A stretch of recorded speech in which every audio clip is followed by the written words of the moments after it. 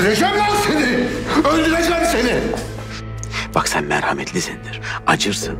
Benden habersiz götürür o çocuğu anasına verirsin. Ondan sonra o çocuğun anasına olan sinirim sana da sıçrar. Herkesi yakarım. 10 dakika sonra çıkıyorum evden. Daha önce buluştuğumuz yere gel. Oğlunu getireceğim.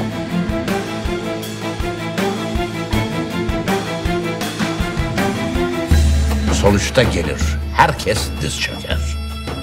Hızır da, devletin istihbaratı da.